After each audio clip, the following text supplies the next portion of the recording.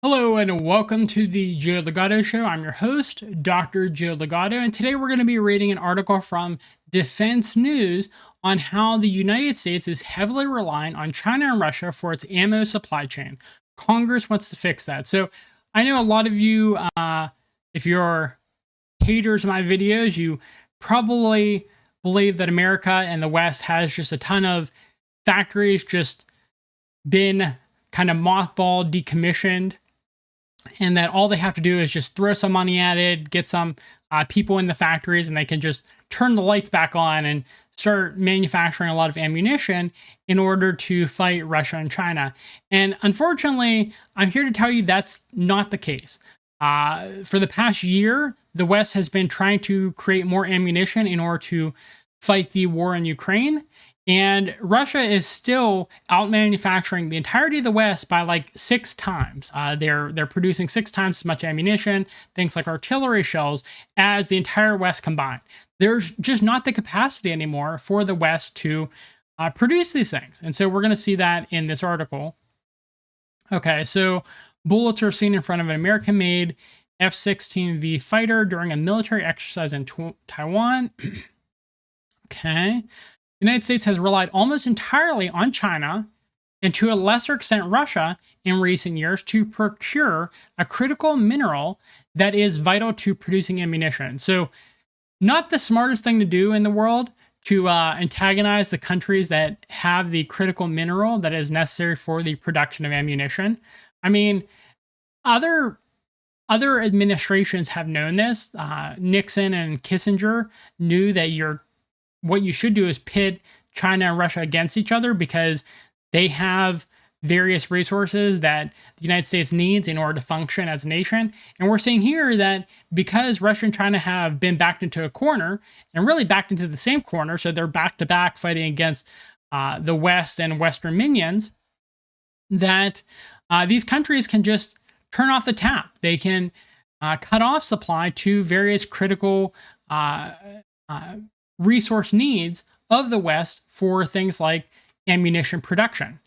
The mineral antimony, I cannot pronounce things particularly well, is critical to the defense industrial supply chain and is needed to produce everything from armor-piercing bullets and explosives to nuclear weapons, as well as sundry other military equipment such as night vision goggles.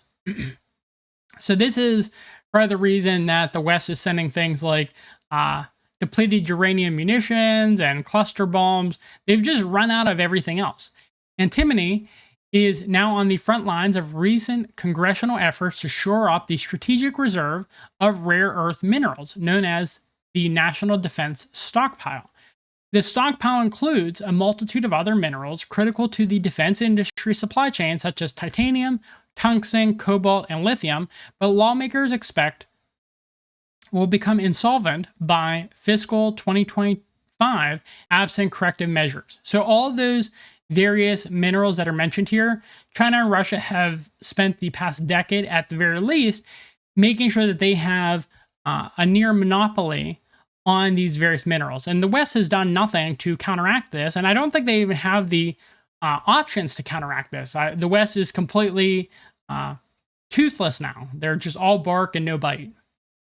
The House Armed Services Committee took its first stab at addressing China's grip on the antimony supply chain in draft legislation it released Wednesday. A report accompanying the bill would require the manager of the National Defense Stockpile to brief the committee on the status of antimony, I know I'm not pronouncing that right, by October, while providing a 5-year outlook of these minerals and the current and future supply chain vulnerabilities.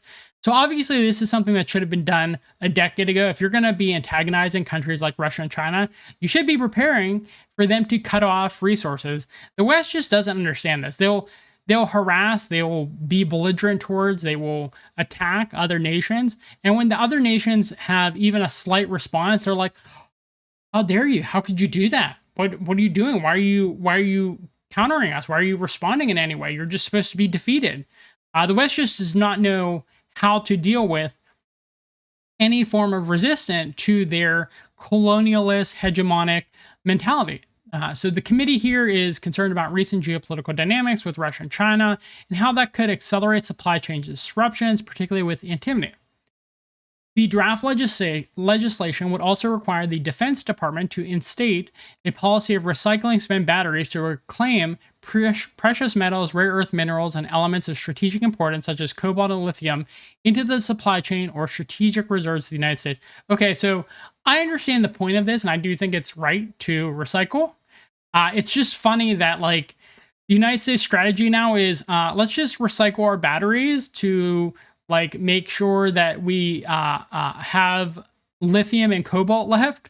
It's kind of an embarrassing strategy that they've gone to this point. They don't have lithium mines. They don't have access to countries that have lithium mines. They just have to kind of like recycle their batteries, and hopefully that'll be enough to counter Russia and China. It's an embarrassing state of affairs for the West, and it just shows that the West has no response. They have no ability to counter when they're attacked. The West, I think it's good to say that the West, I think one way of putting it is the West in Dungeons and Dragons, or just like role-playing game terms, is a glass cannon, where the West focuses completely on offense, and it really has no idea about what to do when it's on the defensive, such as in Ukraine, where the Ukrainians do not have air superiority or air dominance, and they do not have artillery dominance. And so the West doesn't know what to do. They have a ton of very fancy, very expensive equipment. Well, I don't want to say a ton. They have a few pieces of very expensive, very good equipment. But if the Russians or the Chinese have an overwhelming manufacturing base, they can outdo that one piece of really expensive, really good equipment. And that's what you're seeing. And that's what you're seeing, that the West has been focusing on defeating goat herders in Afghanistan. And they've always had things like air supremacy, artillery supremacy, et cetera, and they don't know what to do when facing a near-peer rival, or even just a country that has a decent base. Because the West is a complete glass cannon. They're not able to fight back if another country is on the offensive, if they have the ability to attack them. And you're seeing that now, and other countries are seeing that as well, which is why they're pivoting away from the West. Okay, so continue reading. The House's Readiness Committee, subcommittee, is expected to approve the draft text on Thursday, and the Armed Services Committee is set to advance the legislation as part of its annual defense authorization bill later this month. After Japan cut off the supply of antimony from China during World War II, the United States began procuring the mineral from ore in an Idaho gold mine. However, the mine ceased production in 1997. So the United States has just been deindustrializing for decades now. And because they don't care about places like Idaho, they don't care about places like Ohio, they don't care about places like Pennsylvania, they didn't really try to bring these industries back. They didn't try to bring steel back. They didn't try to bring any of this manufacturing back. And so I'm from that kind of Rust Belt part of America. And they wanted these people to suffer. They just didn't care about, they didn't like Middle America anymore. And I was actually reading about this and watching some videos on it, but there used to be some really popular videos that like idealized Middle America and that kind of small town mentality. And despite the videos being popular, despite the media and entertainment being popular, they got rid of those types of videos.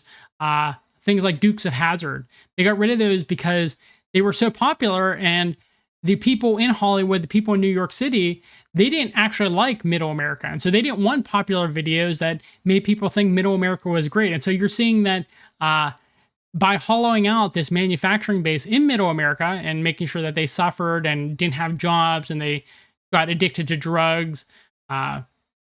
Just a side note, the same people in charge of Hollywood and being dismissive, derisive, denigrating towards Middle America are the same people that gave opioids to Middle America to make them suffer more. So it's a funny state of affairs, I guess you could say, that karma is coming back to them and making it so the fact that they caused all this suffering in Middle America is the exact reason that they don't have the industrial capacity to take on places like Russia and China anymore. And they're not going to get that back, partially because of the fact that they have such a hatred towards Middle America, but also partially because of the fact that there's just nothing there anymore. The entire uh, uh, generations of competent people within manufacturing, it's just gone. That expertise, that know-how, that even mentality or perspective, that culture around manufacturing is just gone. And so the West is having a ton of trouble bringing it back in any way, shape, or form. I was just reading about how semiconductor industry, they were supposed to have semiconductor plants in America by 2024 or whatever. Now it's going to have to be 2025 because they just can't find people who are actually qualified to man these manufacturing places, these semiconductor places. So what else is it saying in this article? There is no domestic mine for antimony anymore. China is the largest producer of mined and refined antimony and a major source of imports for the United States.